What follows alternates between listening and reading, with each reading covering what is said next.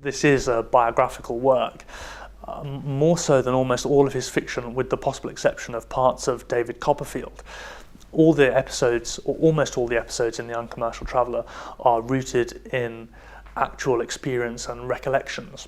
But that's not to say that it can be read straightforwardly as biography, because there's a great deal of invention, of storytelling, of what Dickens called fancy, that transforms and reimagines many of the excursions that he undertakes. So we have to be careful not to read this too simply, too easily as straightforward biography, but nonetheless it does seem to be the work of an older man looking back on a career of writing. So in one of the tales he encounters a woman who reminds him of Mrs. Gamp, one of the main characters in Martin Chuzzlewit. In the same sketch he walks past the little wooden midshipman outside the nautical shop in Leadenhall Street, which he'd made famous in Dombey and Son.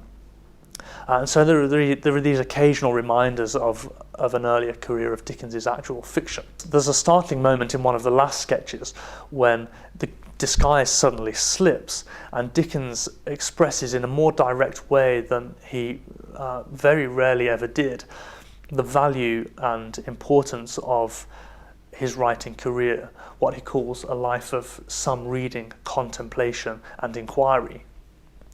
And there's a more urgent and serious tone about that claim for the value of his previous career. So there are a number of details in The Uncommercial Traveller right from the very start that suggest an interest in things that will outlast the individual life, things that will survive and that will endure. And these are placed at some of the most unlikely places. So one of the early sketches draws attention to the identifying tattoos on deceased sailors. Another sketch draws attention to the trinkets found on the bodies of drowned men.